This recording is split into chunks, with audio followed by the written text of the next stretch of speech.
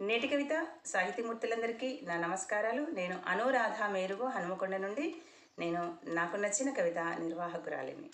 ఇటువంటి ఒక వైవిధ్యభరితమైన అంశానికి నన్ను నిర్వాహకురాలుగా చేసిన మన గురువర్యులు ఆచార్యులు శ్రీ దాస్యం సేనాధిపతి గారికి ప్రత్యేక నమస్సుమాంజలి. అలాగే మన అడ్మిన్ గారు శ్రీ దాస్యం లక్ష్మయ్య గారికి ధన్యపూర్వక ప్రణతులు.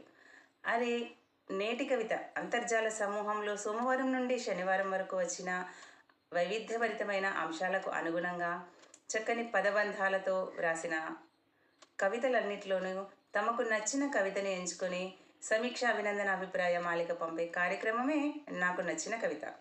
మరి ఈ వారం కూడా నాకు నచ్చిన కవిత అంశానికి అనేక సమీక్ష అభినందన అభిప్రాయ మాలికలు వచ్చాయి. మరి అవేంటో వెంటనే చూసేద్దాం రండి.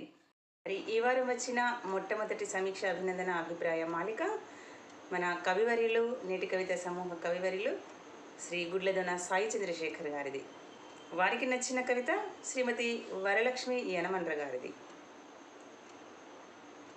అక్టోబర్ 21వ తేదీన నేటి కవిత కొరకు స్వేచ్ఛా కవిత అంశానికి గాను శ్రీమతి వరలక్ష్మి యనమండ్ర గారు వ్రాసిన నా కవనం నాడు నేడు నాకు నచ్చిన కొన్ని కవితల్లో ఒకటి. కవనంపై తను వీచిన పవనాలను అణువణువున తనదైన శైలిలో చక్కగా తీర్చిదిద్దారు కవయిత్రి గారు. మహాకవి శ్రీశ్రీ అన్నట్టు కవిత్వం ఒక తీరని దాహం. కవిత్వం ఎంతో నిడివి కలిగిన ఒక అద్భుతమైన లలిత కళ. శ్రీ తిలక్ గారు అమృతం కురిసిన రాత్రిలో ఒక చోట దిగులు నీరు నిండిన కోటి మనస్సర తీరాల నా కవిత కోరికల కోణాకారపు కొత్త చెట్లను నాటుతుంది అంటారు. టిఎస్ ఇలియట్ అన్నట్టు the poets mind is in fact a respectable for seizing and storing up numberless feelings, praises, images which remain there until all the particles which can unite to form a new compound are present together. మనం ప్రపంచాన్ని ఏ కోణంలో గమనిస్తామో అది మన హృదయాన్ని ఆ వైపుగా తడిమి ఆ ఆర్ద్రతలోంచి ఒక కవనం పుడుతుంది. అది మలయ సమీరమో జంఝా మారుతమో ఆ భావావేశాన్ని బట్టి ప్రకటించబడుతుంది. ఈ కవయిత్రి గారు కూడా నాడు నేడు అంటూ ఎన్నో పదబంధాలతో మనల్ని బంధించి ఆలోచింపజేశారు. అన్నీ మనకు అనుగుణంగా మంచే జరిగే రోజులలో మన భావజాలం నడిపే కవన పవనాలు శీతల సమీరాలు అందులోంచి పుట్టినవే. నిండు జాబిలి, పండు వెన్నెల, గండు కోయిల గానం, పాల కడలిలా ఎదపొంగులు, ప్రేమలు, విరహాలు వగైరాలు. ఆ సమయాన ఈ పదాలతో పొంగుకొచ్చే కవితలు వెల్లువెత్తుతున్నాయి. సమాజాన్ని పరిశీలించడం ప్రారంభించడంతో నిజమైన కవన పటిమ బయలుపడుతుంది. సమాజపు కుళ్ళు, అవలల కడగళ్ళు, కష్టాల వాకిళ్ళు, సమస్యలు, అసమానతలు పరిశీలించి మనసు అగ్నిపర్వతమై కవితలు నిప్పు కణికలవుతాయి. ఎన్నెన్నో విభిన్న అంశాలకు సంబంధించి తన మనోభావాలను సునిశిత పరిశీలనలను ఒక్క కవితలోనే చక్కగా ఆవిష్కరించిన శ్రీమతి వరలక్ష్మి యనమండ్ర గారికి అభినందనలు. మేధస్సులో మొగ్గల వంటి ఆలోచనలను వికసింపజేసి పరిమళింపజేస్తున్న ఈ కార్యక్రమ రూపకర్తలైన గురువర్యులు శ్రీ సేనాధిపతి గారికి మరియు శ్రీ లక్ష్మయ్య గారికి నమస్సులు. ఈ కార్యక్రమానికి గల సారథి శ్రీమతి అనురాధ మేరుగు గారికి అభినందనలు అంటూ గుడ్లదొన సాయి చంద్రశేఖర్ గారు తమదైన ప్రత్యేక శైలిలో చక్కని సమీక్ష అభినందన అభిప్రాయం మాలికను పంపారు మనకు. గుడ్లదొన సాయి చంద్రశేఖర్ గారు మీకు ప్రత్యేకమైన ధన్యవాద స్థుతులు. అలాగే మీ యొక్క సమీక్ష అభినందన అభిప్రాయం మాలికను పొందిన శ్రీమతి వరలక్ష్మి యనమండ్ర గారికి శుభాభినందనలు. అలాగే ఈ వారం వచ్చిన మరొక సమీక్ష అభినందన అభిప్రాయ మాలిక డాక్టర్ మామిడాల శైలజ గారిది. డాక్టర్ మామిడాల శైలజ గారికి కందుకూరి మనోహర్ గారు వ్రాసిన కవిత వారికి నచ్చిన కవిత. వారికి స్వేచ్ఛా కవిత అంశానికి భాగంగా పక్షి ఎప్పుడు లేచిపోతుందో అనే శీర్షికతో వ్రాసిన కవిత. కందుకూరి మనోహర్ గారి పక్షి ఎప్పుడు లేచిపోతుందో చాలా గంభీరమైన ఆలోచనాత్మకమైన కవిత.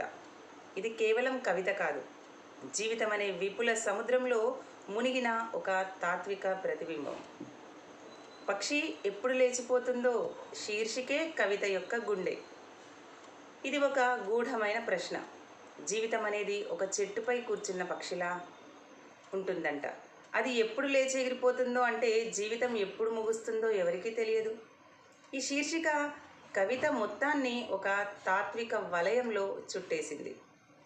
కట్టలు తెంచుకున్న ఆనందం వెనకనే నెట్టుకొని వస్తుంది దుఃఖం. ఈ 2 లైన్లు కూడా మనసును తాకాయి. ఇది ఒక సత్యాన్ని గుర్తు చేస్తూనే, ప్రతి ఆనందం వెనక దుఃఖం నడుస్తూనే ఉంటుందనే, జీవిత చక్రం నిరంతరం తిరుగుతూ ఉంటుందనే, ఎవరికీ స్థిరత్వం లేదనే భావ ప్రకటన చేస్తుంది. జీవితం ఆడుతున్న వైకుంఠపాలి ఆటలో ఒదిగి ఉన్న పక్షి ఎప్పుడు లేచిపోతుందో. మనిషి జీవితమే ఒక ఆట. గెలుపు ఓటముల మధ్య చిక్కుకున్న ఆత్మ పక్షి ఎప్పుడు మళ్ళీ స్వేచ్ఛ పొందుతుందో ఎవరూ చెప్పలేరు. ఈ కవిత మనిషి జీవితంపై ఒక లోతైన ప్రశ్నని లేపుతుంది. సుఖం, దుఃఖం, ఆశ, ప్రేమ, కీర్తి అన్నీ ఉన్నా జీవితం ఒక్క క్షణంలో మారిపోతుంది. పక్షి లేచిపోయే ఆ క్షణం మరణం అయినా కావచ్చు, ముక్తి అయినా కావచ్చు. కవిత ఈ రెండింటి మధ్య సరిహద్దులో నిలబడి మనల్ని ఎంతో ఆలోచింపజేస్తుంది అంటూ ఒక తాత్విక సమీక్ష అభినందన అభిప్రాయ మాలిక ఆ కవితకి పంపిన డాక్టర్ మామిడాల శైలజ గారికి సదా కృతజ్ఞతాస్థుతులు. అలాగే ఒక మంచి తాత్వికత గల కవితను రాసిన కందుకూరి మనోహర్ గారికి శుభాభినందనలు.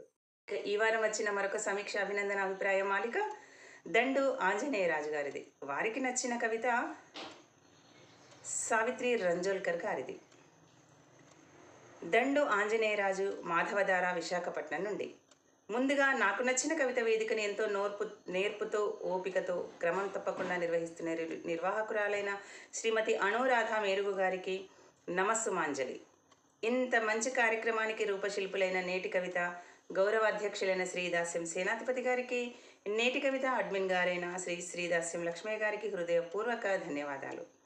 ఈ వారం నాకు నచ్చిన కవిత అక్టోబర్ 18 నాటిన శ్రీమతి సావిత్రి రంజోల్కర్ గారి కళం గళం అంశానికి దీపాల గేయాలుగాను, వారి శీర్షిక పేరు దీపాల కాంతులు. వారి పల్లవిలో మొదటిగా అంటారు సావిత్రి మేడం గారు, దీపావళి కాంతులు దీపావళి దివి నుంచి దిగి వచ్చే తారావళి, ఇంటింటా విరిసినలే సంతోష జావలి, అందరూ మెచ్చే దీపాల పండుగను మరెంతో అందంగా సావిత్రి మేడం గారి కలం నుండి జాలువార్చారు. ఈ వారం దీపావళి కళంగళం కవిత. సావిత్రి మేడం గారు మొదటి చరణంలో అంటారు, పతికి తోడుగా నిలిచిన వనిత సత్యభామ, యుద్ధపు ఘనత నరకుని వధతో మురిసెను జనత అంటూ దీపావళి గొప్పతనాన్ని అంత్యప్రాసతో చక్కగా చెప్పారు. సావిత్రి మేడం గారు మళ్ళీ ఇలా అంటారు, ప్రతి ఇంట బంతి చేమంతులతో కట్టే తోరణాలు, నలుగు పెట్టి చేసే అభ్యంగనాలు, తీపి వంటకాలతో తీయందనాలు, మహాలక్ష్మి పూజతో పొందే ఆశీర్వాదాలు. మా చిన్ననాటి అమ్మమ్మలు నాన్నమ్మలు సున్నిపిండితో నలుగు పెట్టి చేయించిన దీపావళి అభ్యంగనలను మరొకసారి గుర్తు చేస్తారు. ఇక తారా జువ్వలతో తళతళ పర్వం, చిచ్చుబుడ్లతో మిలమిల వర్షం, చిన్న పెద్దల కేరింతల హర్షం, బంధుమిత్రులతో సందడి పర్వం, సందడే సర్వం అంటూ దీపావళి పండుగ గొప్పతనాన్ని మరెంతో గొప్పగా మనకి అందించారు. ఒక పక్క కళంగళం నిర్వాహకురాలుగా, మరో ప్రక్క గురుతుల్యులు శ్రీ సేనాధిపతి గారు అందించే మనలో మనం నిర్వాహకురాలుగా కూడా, మరియు గేయాలు వ్రాయడంలో కూడా అందవేసిన చేయి శ్రీమతి సావిత్రి రంజోల్కర్ గారు. వారు అందించిన నేటి కవిత సాహితీ మిత్రులందరికీ సాహితీ సేవను శక్తివంచన లేకుండా వారం వారం క్రమం తప్పకుండా అందిస్తున్న సావిత్రి గారికి ప్రత్యేకమైన మరియు హృదయపూర్వకమైన అభినందనలు. అలాగే నాకు నచ్చిన కవిత వేదిక నిర్వాహకురాలైన శ్రీమతి అనురాధ మేరుగు మేడం గారికి ధన్యవాదాలు తెలుపుకుంటున్నాను. దండు ఆంజనేయరాజు గారు అంటూ తమదైన ప్రత్యేక శైలిలో మనకు సమీక్ష అభినందన అభిప్రాయం మాలికను మనకు పంపారు. దండు ఆంజనేయరాజు గారు మీకు సదా కృతజ్ఞతాస్థుతులు. అలాగే చక్కని అంత్యప్రాసలతో దీపావళి పర్వాన్ని మన కనుల ముందుంచిన సావిత్రి రంజోల్కర్ గారికి ప్రత్యేక శుభాభినందనలు. ఈ వారం వచ్చిన సమీక్షాభినందన అభిప్రాయం మాలికలు. కవివర్య గణమంతా కూడా ఈ యొక్క కార్యక్రమానికి తమ యొక్క సమీక్షాభినందన అభిప్రాయం మాలికలను పంపగలరని మరొకసారి మీకు విన్నవిస్తున్నాను. అలాగే నాకు నచ్చిన కవిత యూట్యూబ్ లింక్ రాగానే మీ యొక్క కామెంట్ సెక్షన్లో సలహాలని, సూచనలని, శుభాకాంక్షలను, అభినందనలను కూడా అందజేయగలరని మనవి చేస్తూ వచ్చే వారం మళ్ళీ కలుద్దాం. అప్పటి వరకు సెలవు.